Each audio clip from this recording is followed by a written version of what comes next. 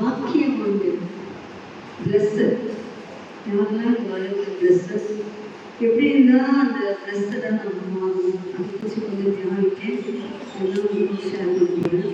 மொத்தம் 7 விதமான வாக்கியம் வாங்கணும். எத்தனை விதமான வாக்கியம் வாங்க? 7 wonderful blessings straight from God.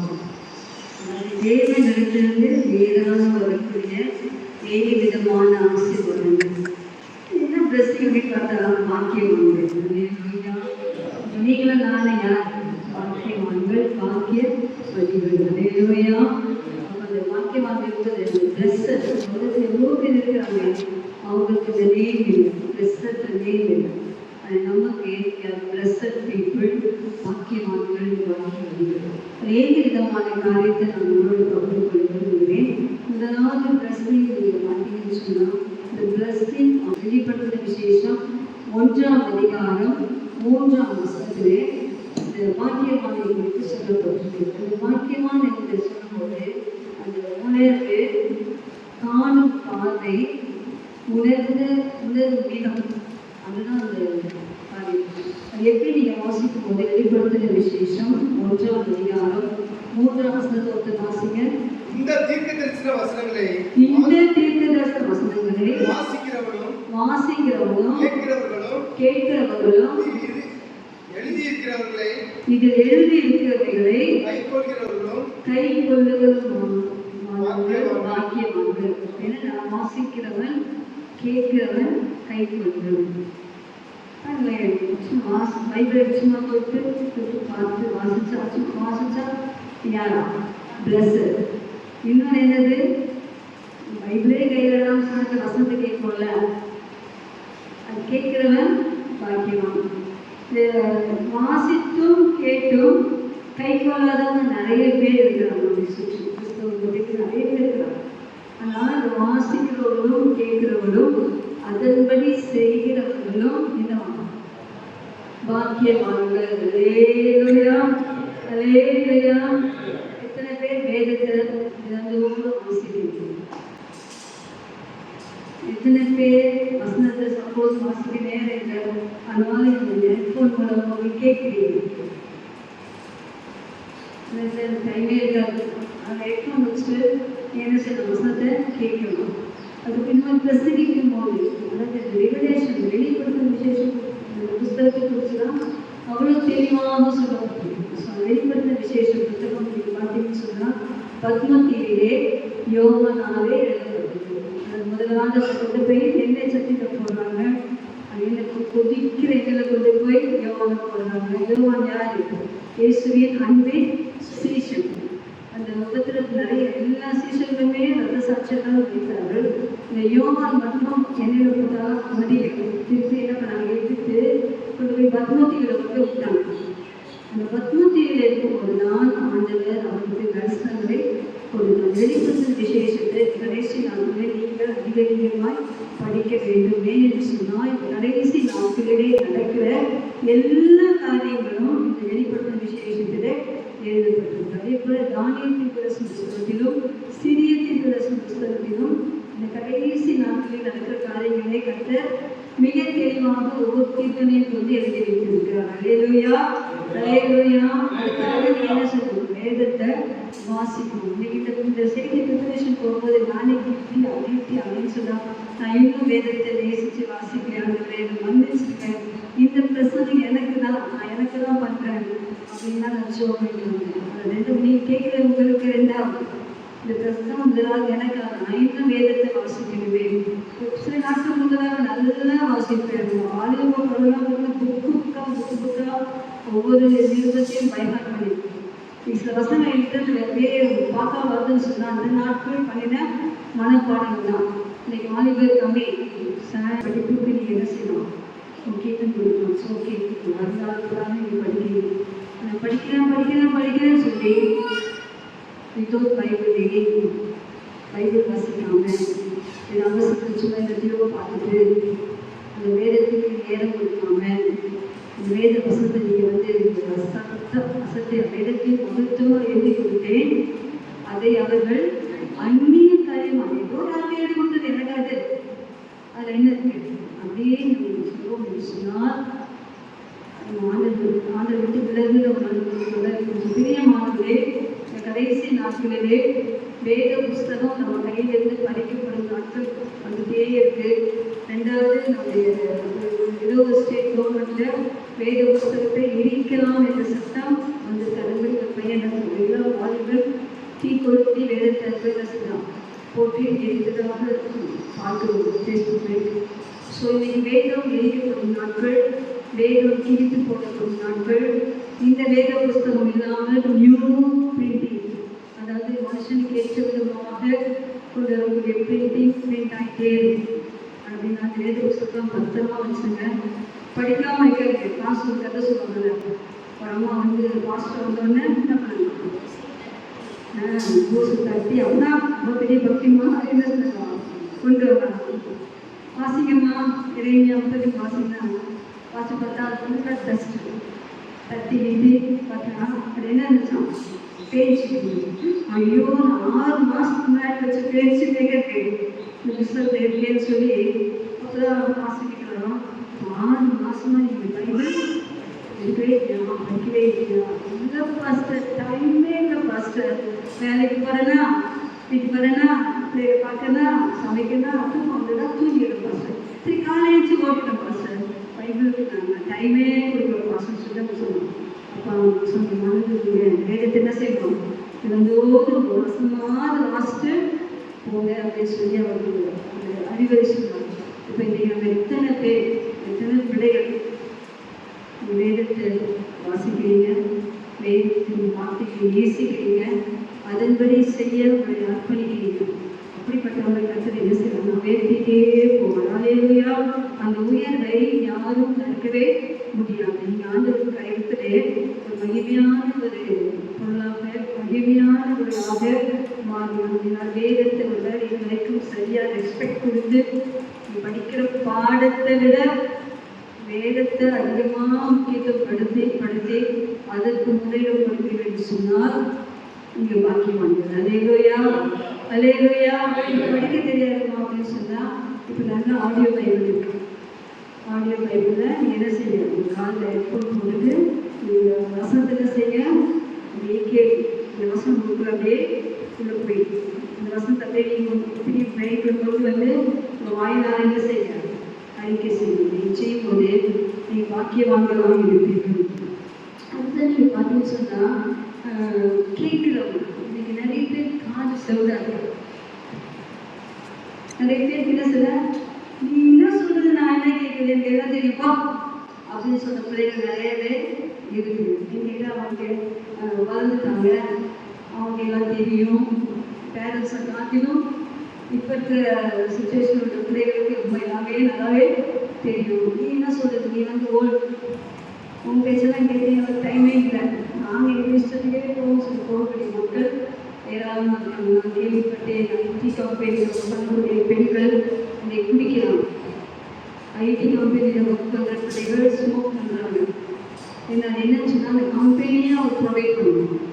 நல்ல ஹார்ட் ஒர்க் சொன்னால் நைட்டு டே நல்லா ஹார்ட் ஒர்க் பண்ணிட்டு 1 வீக் ஃபுல்லாக ஹார்ட் ஒர்க் பண்ணி வச்சுட்டு ஒரு நாள் என்ன பண்ணுவாங்கன்னா டீம் டுகெதர் சொல்லிட்டு எல்லா டீம் அவங்களே சாப்பாடு வாங்கி கொடுத்து அந்த சாப்பாடு கொடுக்கும்போது கிளாஸில் ஒயினையும் போட்டு செஞ்சாங்க கொடுத்துருக்காங்க. அப்போ இந்த பிள்ளைங்க என்ன செய்வாங்க, வழியே இல்லாமல் அதை குடிக்கும்போது அதுக்கு அடிக்ட் ஆகிடுறாங்க. அதே போல் ஸ்மோக்கிங்.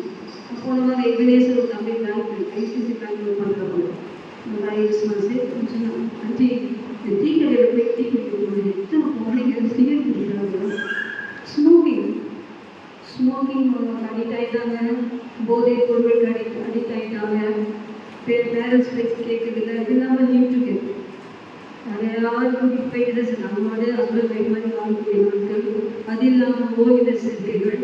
போன மாதத்தில் நம்ம சென்னையில் ஓவிய சேர்க்கை கூட்டம் அந்த ஊர்வலம் நடந்துச்சு. சென்னையிலே நடந்துச்சு சொல்லும்போது எவ்வளோ வேதனையாக இருக்கும். அப்போ இதுக்கெல்லாம் காரணம் எனக்கு வந்து ஜெபுக்குறைகள் நான் நினைக்கிறேன். அப்போ என்னாச்சுன்னா இப்போ இன்னைக்கு மாலிக உலகத்தை பிசாசு தன் கைகளுக்குள்ளே வைத்திருக்கிறார். அப்போ கிறிஸ்துவ பிள்ளைகளாகிய நாம் கர்த்தருக்காக வைராக்கியமாக எழும்பவே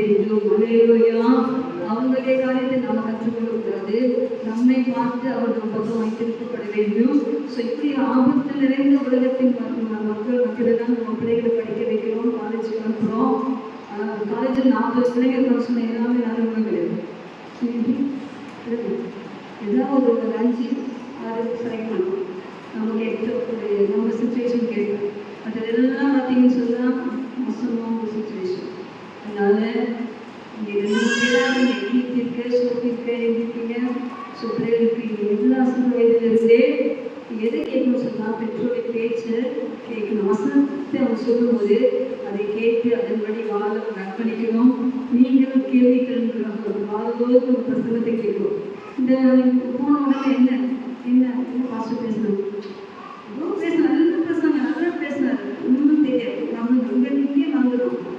மனம் மறக்காம திரும்ப திரும்ப அந்த வசனத்தை வாங்க தியானித்து அதை நீங்கள் கேட்டு பயன்பெற வேண்டும். அப்படிப்பட்டவர்கள் பாக்கியவர்கள்.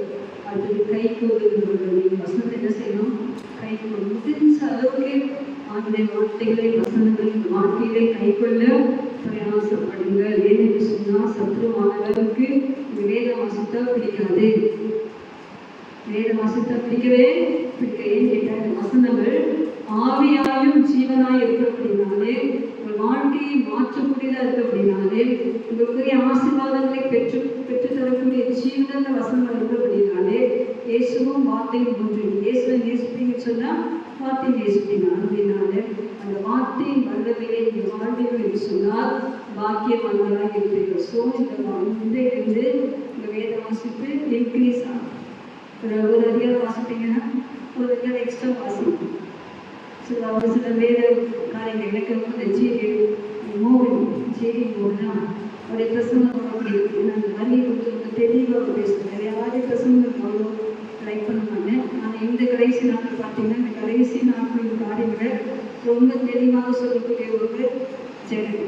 ஸோ அவருடைய மெசேஜ் நீங்கள் கேட்கலாம். அப்படி கேட்கும்போது இந்த வரியை குறித்த அமைப்புகளை நீங்கள் பண்ண முடியும். சொன்னதுனாலே வாசிங்க, கேளுங்க, கை கொள்ளுங்க. நீங்கள் யாரு? பாக்கியவான்கள். என்னன்னு சொன்னா பாக்கியவான்கள் அல்ல. இரண்டாவது the blessings of passing. வெளிப்படுத்தும் விசேஷம் 14ஆம் அதிகாரம் 13ஆம் வசனத்தை வாசிப்பீங்கன்னா பின்பு பரலோகத்திலிருந்து ஒரு சத்தம் உண்டாக கேட்டேன். அது கர்த்தருக்குள் மரிக்கிறவர்கள் இது முதல் பாக்கியவான்கள் என்று எழுது. அவர்கள் தங்கள் பிரயாசங்களை விட்டொழிந்து இளைப்பாறுவார்கள். அவர்களுடைய கிரியைகள் அவர்களோட கூட போம். ஆவியானவரும் ஆம் என்று திருவுளம் பற்றுகிறார் என்று சொல்லிச்சு. கர்த்தருக்குள் மரிக்கிறவர்கள் பாக்கியவான்கள். கர்த்தருக்கு வெளியே மரிக்கிறார்கள். கர்த்தருக்கு வெளியே கர்த்தருக்கு வெளியே மரிக்கிறவங்க யாருன்னு சொன்னால் ரட்சிக்கப்படாதவங்க. கர்த்தருக்கு வெளியே மரிக்கிறார்கள். ரட்சிக்கப்பட்டவர்கள், ஞானஸ்நானம் பெற்றவர்கள், அபிஷேகம் பெற்றவர்கள், பரிசுத்தவான்கள் அவங்க எங்கே மரிக்கிறாங்க? கர்த்தருக்குள் மரிக்கிறார்கள். அவருடைய டீட்ஸ், அவருடைய கிரியைகள் அவர்களோட கூட போகும். அப்போ மரணம் என்பது விசேஷமானது. மரணம் தான் நம்மை பரலோகம் போல செய்யும். சொன்னார்கள் பிற்பாடும் அவர்கள் அந்த எலும்போடும் சதையோடும் காட்சியளிக்க சொன்ன மாதிரி அந்த மரணம் நிறைய பேர் மரணம் தான் பயம். ஐயோ மரணமாக பயம். ஒரு 6 மாதத்துக்கு முன்னாடி ஒரு ப்ராஃபஸி சொன்னாங்க. இந்த மாதிரி இந்த புல்பீட்டிலிருந்து பாடக்கூடிய ஒரு சகோதரி மறிக்க போகிறாங்க, கேபின் உள்ள வந்துடுவாங்க அப்படின்னு சொன்னாங்க. அதுக்கு அந்த அந்த தரிசனத்துக்கு அந்த சகோதரி வெள்ளிக்கிழமை ப்ரேயர் பண்ணிட்டு சபையில் இருக்கு. அப்போ வெள்ளிக்கிழமை வரும்போது அவங்க எல்லாருக்கும் சொன்னாங்க இந்த மாதிரி இவங்க 2ஆவதாக கருத்தை வெளிப்படுத்துவாங்க அப்படின்னு சொல்லி.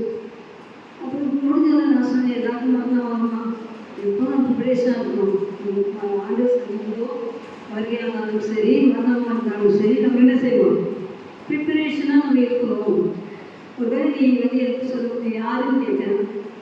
யாரும் தெரியல பேசிட்டு சொல்லிட்டு அதுக்கப்புறம் முழுவதும் இன்னும் சொல்லிட்டு போயிட்டு அது பாஸ்டர் வந்தான்னு சொல்லியிருக்கான். அப்புறம் அதுக்கப்புறம் பார்த்தீங்கன்னு சொன்னால் நான் யோசிச்சேன் என்ன இருக்கு அப்படின்றாங்க, இதில் மரணாங்க. அப்போது இன்னும் சிஸ்டர் சொல்கிறாங்க நீங்கள் தான் அப்படின்னு சொல்லுவோம்.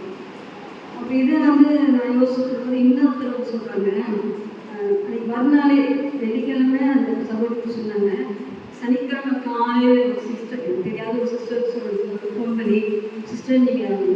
விரோதமாக நிறைய பிசாசு போட்டவங்களுக்கு பெரிய ஆக்சிடெண்ட்டில் மறிக்க போறீங்க ஆண்டு சொன்னார் அப்படின்னு சொன்னாங்க.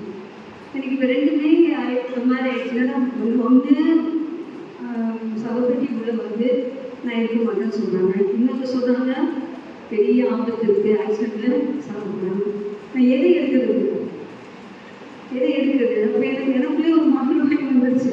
அப்புறம் முதல் நாள் என்னை ஆயத்தப்படுத்துகிறாங்களே இன்றைக்கு முடித்தாலும் ஓகே, எனக்கு ப்ரிப்பரேஷன் பண்ணிக்கிட்டு சின்ன சின்ன பாவங்களுக்கு போகும், சில நேரத்தில் நாசிமுக்கு கோவப்பட்டு பேசுகிறேன், கிளாடிஸை கோவப்பட்டு பேசுகிறேன், சில நேரத்தில் சில காரியங்கள் வந்து எரிச்சலாக வரும். அதெல்லாம் சின்ன சின்ன பாவத்தெல்லாம் நீங்கள் மன்னிச்சு பேசுகிறோம் நடந்துட்டுனாங்க. நான் ப்ரிப்பரேஷன் ஆகிட்டேன்.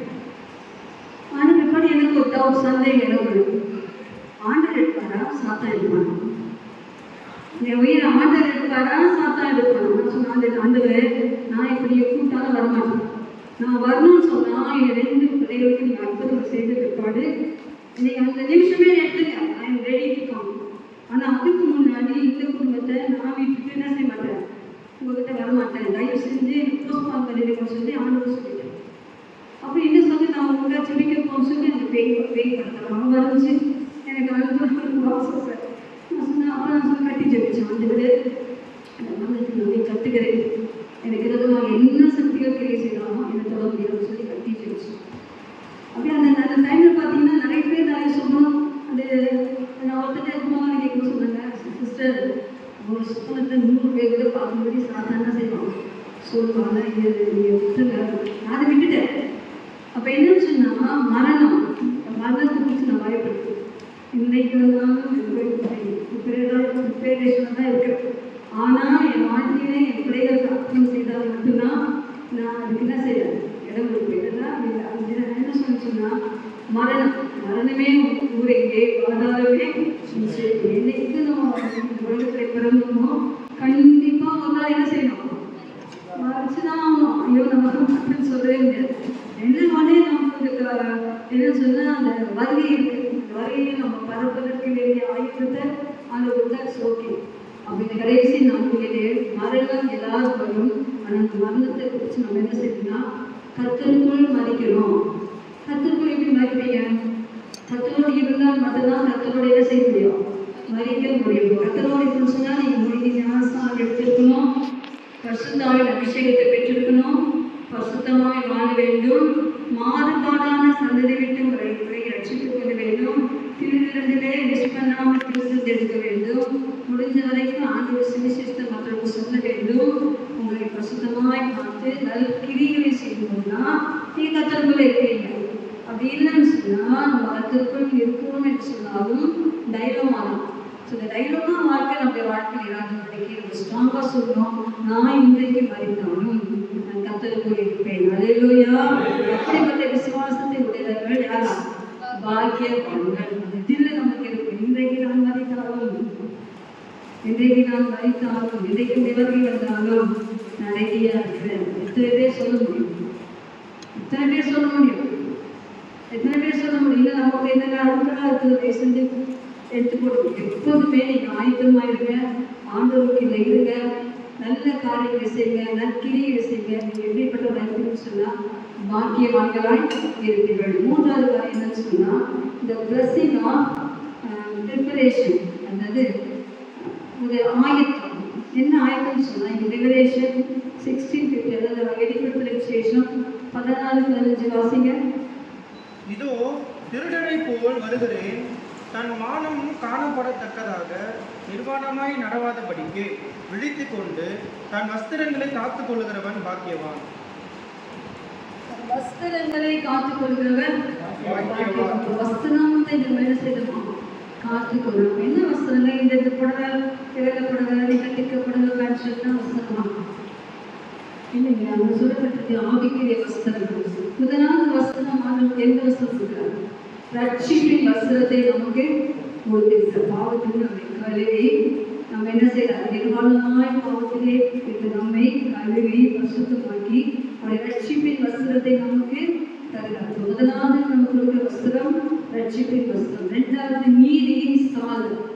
ஒரு சால் ஒரு போக்குறார்கள். என்னன்னு சொன்னா நாம் நீதி செய்வோம். என்ன நீதினா இருக்கு? நான் சொல்லுவோம் நீதி, அபிஷேகம் நீதி, நீதி,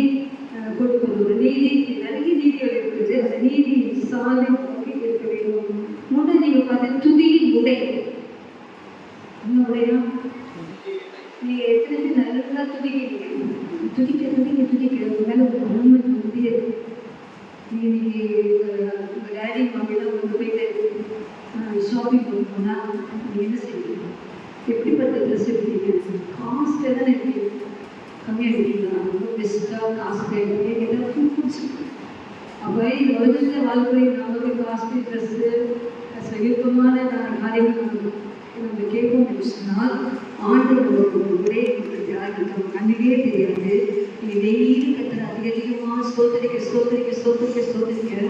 ஒரு துதியின் உடை, ஒரு ப்ரைஸிங் பண்ண ஒரு உடை உங்களுடைய காணப்படுது. துதியின் உடை. அடுத்த நீங்கள் பார்த்தீங்கன்னா சித்திர தையல் ஆடைன்னு சொல்லுங்கள். அதுக்கு எம்ப்ராய்டரி வருது.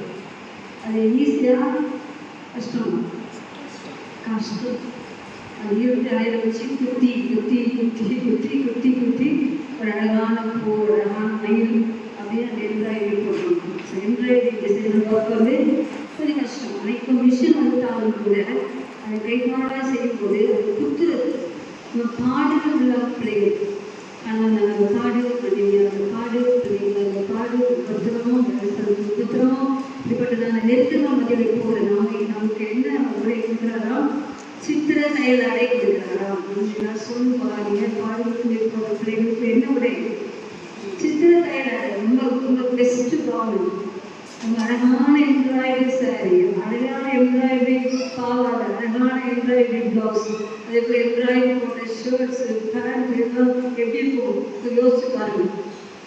ஆனால் பாடி எனக்கு வேண்டாம், 32 வேண்டாம், ஜாலியாக இருக்கும், சந்தோஷமாக இருக்கும்னு சொன்னீங்கன்னா சித்திர தையல் அடை கிடைக்காது. அந்த பாடுகளுக்குள்ளே கத்திரமாக நடந்து போது அவங்களுக்கு என்ன கவர்மெண்ட் சொன்னால் சித்திர தையல் அடை. அது நீங்கள் வெளிவசனம் இருக்குது, நிறைய புடவைகள் இருக்குது.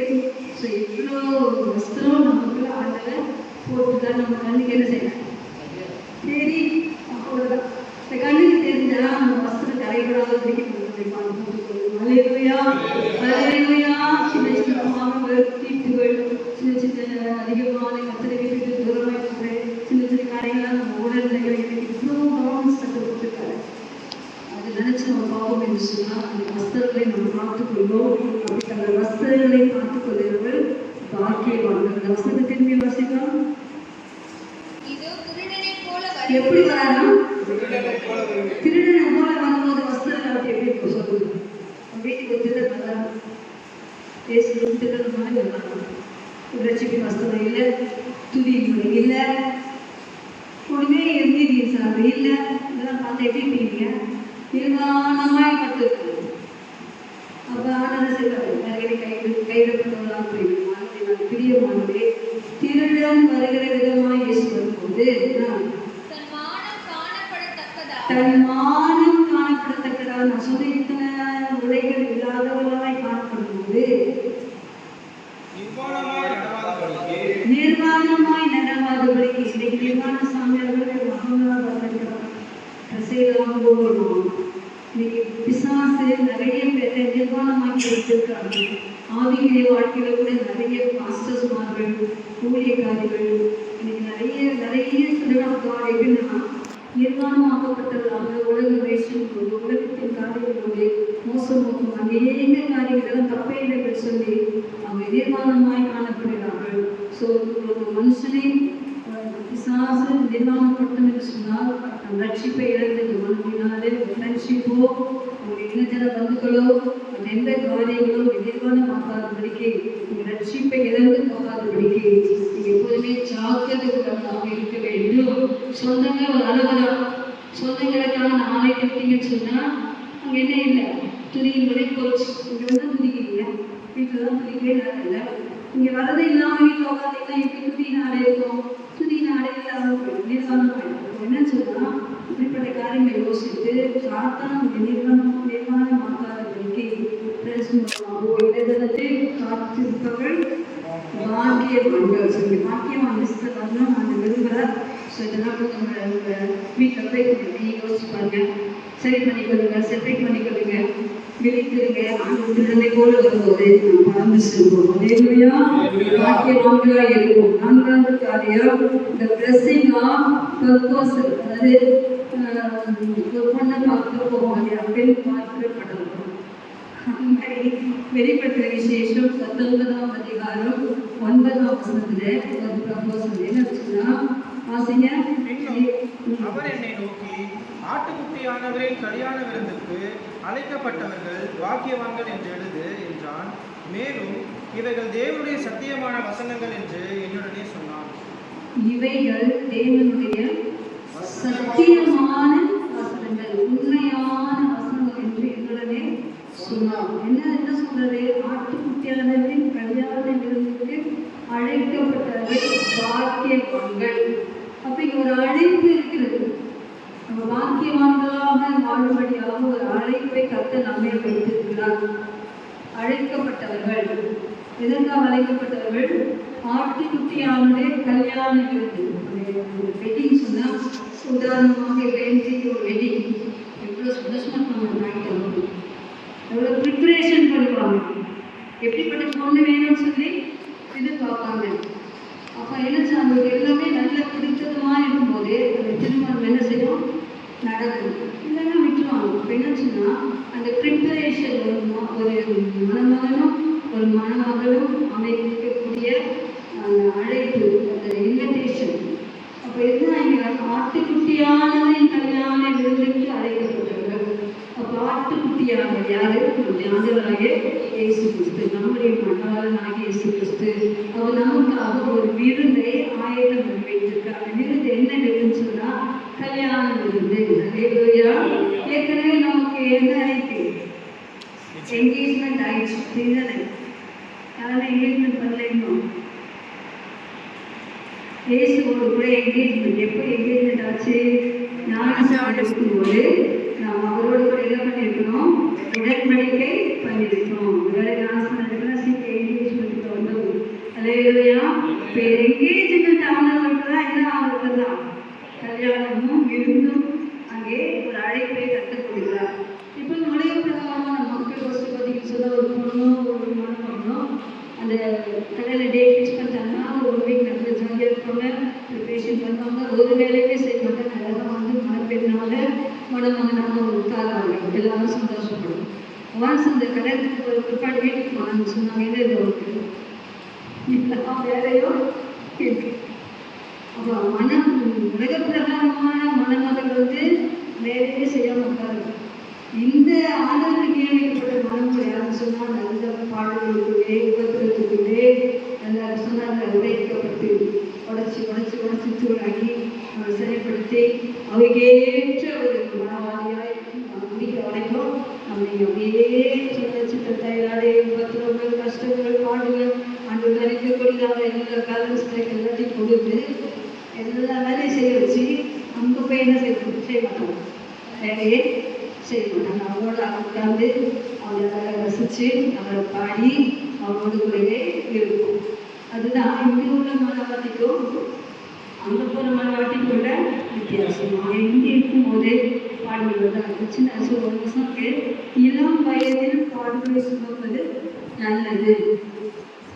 இளம் வயதிலே பாடுகளை சுமப்பதுச்சுன்னா இளம் வயதிலே வாலிப பிள்ளைகள் பெற்றோருக்கு செய்யணும், கடமைகளை சரியாக செய்யணும். பெற்றோரும் தங்கள் பிள்ளைகளை சரியான வேலைகளை அதுக்காக ரொம்ப உத்தரப்பட்டிருக்கிறது. அவங்க செய்ய வேண்டிய வேலையை கற்றுக் கொடுத்து வேலைகளை செய்ய வைக்கணும். பிள்ளைகளும் நான் செய்ய மாட்டோம், இப்போ பெற்றோர்கள் என்ன வேலை சொல்கிறாங்களோ அதை கண்டிப்பாக என்ன செய்யணும், கற்றுக்கூட செய்யணும். அப்படி நீங்கள் செய்து பழகினீங்கன்னு சொன்னால் அந்த பெற்றோருக்கு நீங்கள் எவ்வளோ கீழ்படுகிறீங்களோ அதுதான் உங்களுக்கு பின்னாடி வைக்கிற ஆசீர்வாதம். அவங்க எவ்வளோ மையம் ஏன் பையனா நீங்கள் சொல்ல தப்பவே மாட்டோம். ஏன் மகளா ஒரு மாதிரி ஒரு நெக்ஸ்ட் தடவையும் அவரை எனக்கு மகளாட்டும் அந்த மாதிரி ஒரு அன்பு பெற்றோருக்கும் பிள்ளைகளுக்கும் அந்த வேலையை ஒரு கீழ்படியாக மாற்றி சோதனைகளை மாற்றி அந்த அசமாதத்தை மாற்றி அந்த செய்ய மாட்டே சொல்லி இந்த சிந்தையை சாத்தா வரைக்கும் பார்த்தீங்கன்னா அந்த பெயரெல்லாம் மாற்றி வேறு எதுவும் முக்கியம் கொடுக்காம ஃபஸ்ட்டு முக்கியம் ஆண்டவருக்கு, ரெண்டாவது முக்கியம் பேரண்ட்ஸ்க்கு, மூணாவது முக்கியம் நீங்கள் போகிற காலேஜ் உங்களுடைய ஆஃபீஸ் அந்த சுச்சுவேஷனில் சபைகளிலே நீங்கள் அப்படிப்பட்டதான நல்லவர்களாக நீங்கள் இருக்கும்போது வேலைகளை செய்யும்போது இந்த ஆட்டுக்குட்டியானவின் கல்யாணங்களுக்கு நீங்கள் அழைக்கப்பட்டிருக்கிறீர்கள். நீங்க யாரு? பாக்கியவான்கள். எத்தனை பேருக்கு அந்த கல்யாணத்துக்கு போகணும்னு ஆசை? நல்லா கை தூங்கல. அப்ப என்ன செய்யணும்? ப்ரிப்பரேஷன் இங்கே என்ன செய்யணும்? இங்கேயே ஆயத்தம் பண்ணணும். இங்கேயே ஆயத்தம் பண்ணணும். திரும்ப சொல்றேன், ஏறக்குறைய எத்தனை வருஷமா நான் சொல்ல ஸ்டார்ட் பண்ணி 6 வருஷம் கொரோனா டைம் ஏறக்குறைய the blessing of the fortification. அது என்னன்னு சொன்னா அந்த ஆட்டுக்குட்டியாக இருந்தவர்களை கலந்து கொள்வதற்கு காரியம். முதலாம் வாசிமா லிபரேஷன் 20 வெளிப்படுத்த விசேஷம் 20ஆம் அதிகாரம் 6ஆம் வசனம். முதலாம் உயிர்த்தெழுதலுக்கு பங்குள்ளவன் பாக்கியவானும் பரிசுத்தவானுமாய் இருக்கிறான். இவர்கள் மேல் இரண்டாம் மரணத்துக்கு அதிகாரம் இல்லை. இவர்கள் தேவனுக்கும் கிறிஸ்துவுக்கும் முன்பாக ஆசாரியராய் இருந்து அவரோட கூட 1000 வருஷம் அரசாளுவார்கள். அரசாளும் பாக்கியம். நாடு முதலாம் உயிர்த்தெழுதலுக்கு பங்குள்ளவர்கள். ஏன்னா முதலாம் உயிர்த்தெழுதல், இரண்டாம் உயிர்த்தெழுதல். இயேசு கிறிஸ்து முதற் பலனாக என்ன பண்ணார்? எழுதினா அதுக்கப்புறம் அவர் காவலுள்ள ஆவியோட போய் பிரசவம் பண்ணி அவரோட கூட என்ன செஞ்சாங்க? அவரோட கூட போறாங்க. ஸோ இப்போ நம்ம யாருன்னு சொன்னா இந்த முதற் பலனானவர்கள். நீங்கள் தான் யாரு? ஏன்னா யூத ஜனங்களுக்கு தான் ஆண்டவர் வந்தால் அந்த யூத ஜனங்கள் அவரை ஏற்றுக்கொள்ளாததுனால புறஜாதியாக என்ன வந்து ஆகிய புறஜாதியாரை நாம் தான் யாரு? இந்த முதலாம் உயிர்த்தெழுதலுக்கு பங்குள்ளவர்கள். இது 2ஆம் மரணத்துக்கு என்ன இல்லை? அதிகாரமே கிடையாது. நம்ம என்ன செய்வோம்? 1000 வருஷம் அரசாங்குவோம். எத்தனை பேருக்கு 1000 வருஷம் பங்குள்ளவர்கள்? பாக்கியவானும் பரிசுத்தவானுமாய் இருக்கிறான். அல்லேலூயா, அல்லேலூயா, அல்லேலூயா. அப்படின்னு நான் யாரு? முதலாம் உயிர்த்தெழுதலுக்கு பங்குள்ளவர்கள். அல்லேலூயா. அதை மிஸ் பண்ணவே கூடாது. முதலாம் உயிர்த்தெழுதலிலே நாம் பங்குள்ளவர்கள் இருக்க வேண்டும். நம்ம தான் என்ன செய்வோம்? 1000 வருடம் உலகத்தை ஆட்சி செய்வோம். இயேசு கிறிஸ்து ரகசியமாய் வரும்போது அவரோடு கூட நம்ம என்ன செய்வோம்? பறந்து போவோம். அதுக்கேற்ற பரிசுத்தத்தோடு நம்ம வாழும்போது அவரோடு ஐக்கியத்தை ஒரு நிமிஷம் கூட விடாதபடிக்கு ஜீவிக்கிறோம், வேத வாசிக்கிறோம், பிரசுத்திலும் எத்தனை வேலைகள் நம்ம செய்தாலும் அந்த தொடர்பு அதோடு அந்த தொடர்பிலே நம்ம சரியாயிருப்போம் என்று சொன்னால் கர்த்தருடைய ரகசிய வருகைக்கு ஆயத்தப்படும். வேலையில் என்னன்னா அரசு வாசிக்க முதலாம் உயிர்த்தெழுதலுக்கு பங்குள்ளவன் பாக்கியவானும் பரிசுத்தவானுமாய் இருக்கிறான். இவர்கள் மேல் இரண்டாம் மரணத்திற்கு அதிகாரம் இல்லை. இவர்கள் தேவனுக்கும் கிறிஸ்துவுக்கும் முன்பாக ஆசாரியராய் இருந்து அவரோட கூட 1000 வருஷம் அரசாடுவார்கள். அந்த 1000 வருஷம் முடியும் போது சாத்தான் தன் காவலில் இருந்து விடுதலையாகி 1000 வருஷம் முடியும் போது சாத்தான் தன் காவலில் விடுதலையாகி பூமியின் 4 திசைகளிலும் உள்ள ஜாதிகளாகிய கோகையும் மாகோகையும் மோசம் போகும்படிக்கும் அவர்களை யுத்தத்திற்கு கூட்டிக் கொள்ளும்படிக்கும் புறப்படுவான். இது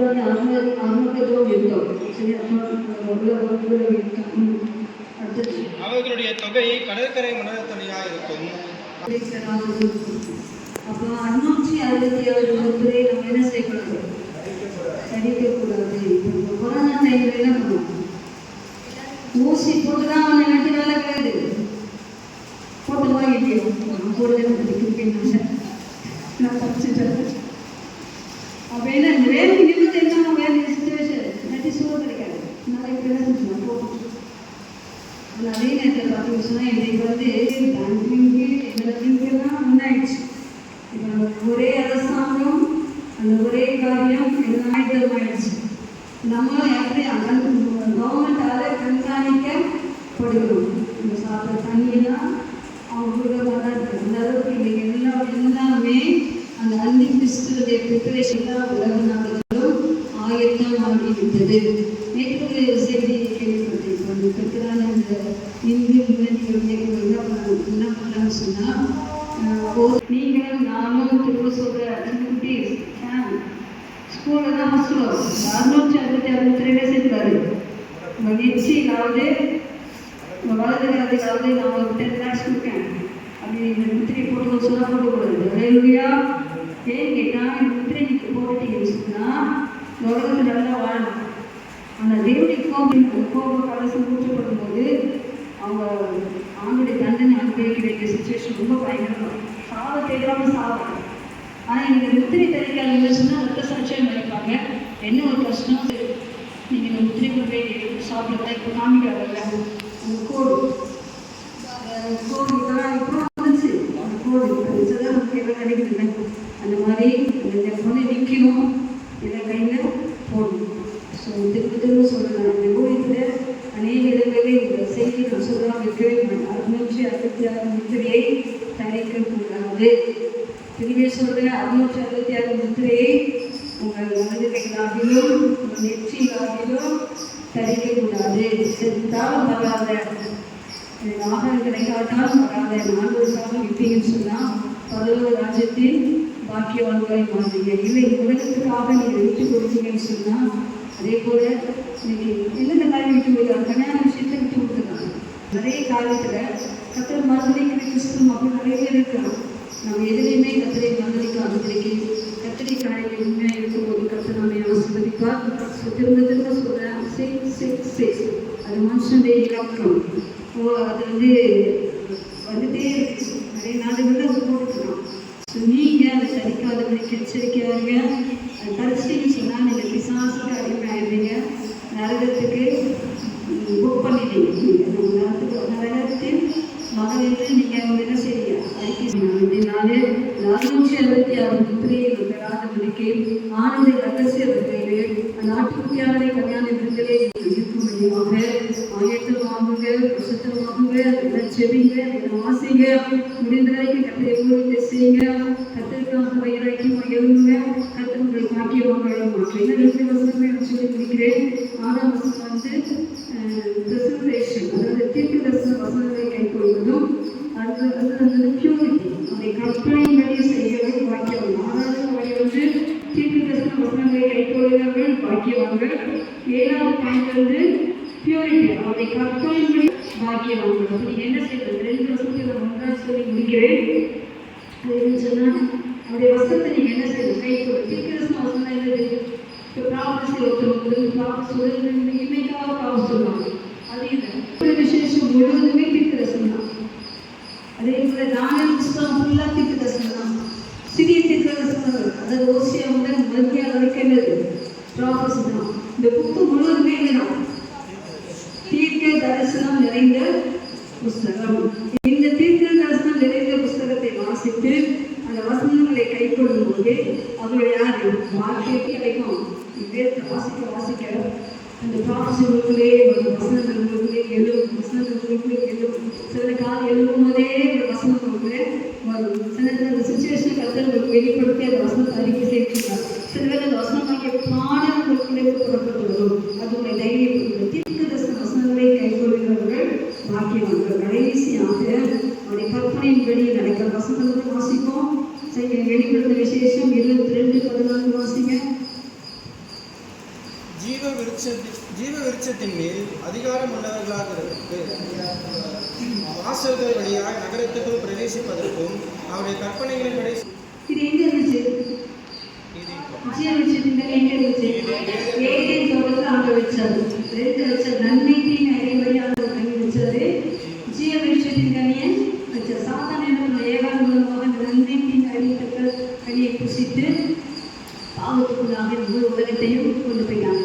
ஆனால் ஆண்டவர் என்ன பண்ணிட்டாரு? திரும்பி அவங்க போய் அந்த ஜீவ விருட்சத்தின் கனியை புசிச்சுள்ளதுக்காக அவங்க வெளியே தோட்டத்திற்கு வெளியே துரத்தி விட்டு அந்த 2 சுடலை பட்டையிலே அந்த தோட்டத்தில் வச்சுட்டு யாரும் போகாது. இன்றைக்கும் இந்த பூமியிலே அந்த ஏழை தோட்டம் இருக்குது. ஆனால் வெளியே கொண்டு வந்து மனுஷனை பயன்படுத்தும்படியாக வைத்து விட்டார்.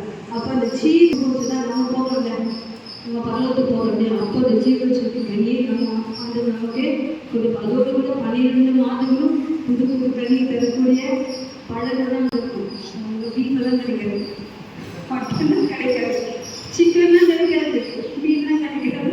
ஒன்றுமே பழங்கள் தான் கிடைக்கும். அடையா அந்த பெரிய மகிமையாக இருப்பான். பரலோகம் ரொம்ப சந்தோஷமாக இருக்கும். சத்தியமானவரே, இவ்வளோ அழகான ஒரு பரலோகத்துக்காக நம்மை அழைத்த தேவன், நம்மை வாக்கியமாக இந்த உலகத்திலே வாழ செய்த தேவன் நமக்கு ஒரு அதிகாரம் கொடுத்தார். இந்த ஜீவ விருட்சத்தின் கனியை புசிக்கும்படியாக அந்த அதிகாரத்தை கொடுக்கிறார்.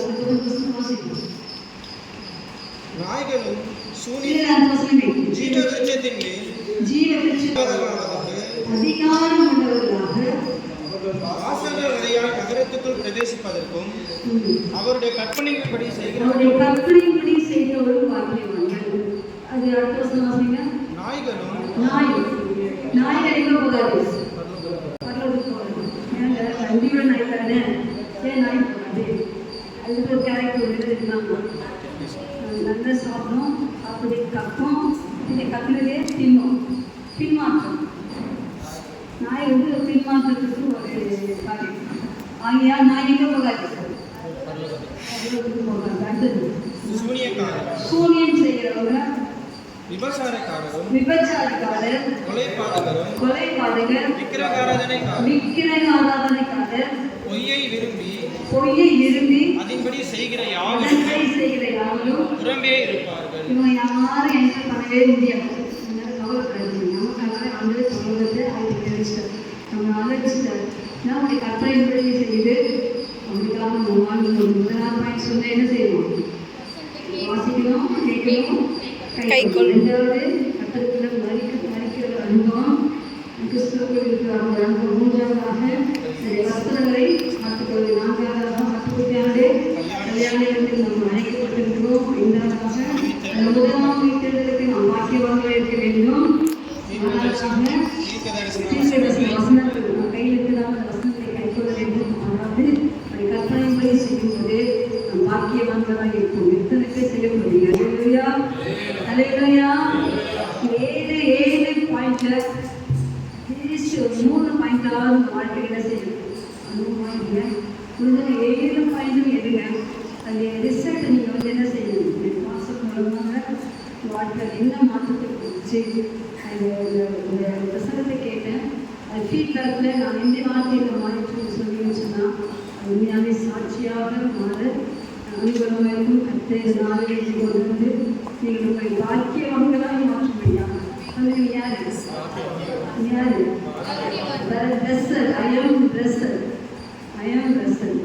பாக்கியவங்களாக இருக்க என்னை உங்களை நம்பிக்கைப்படுத்தி தேவதேவை பெற்றோர் என்று பல அம்சம் இருந்தாலும் ஆண்டவர்கள் எங்களை பாக்கியவங்களாக கொடுத்து உங்களிடத்திலிருந்து நேரடியாக நாம் பெற்ற இந்த வார்த்தைகளுக்காக சொல்கிறோம்.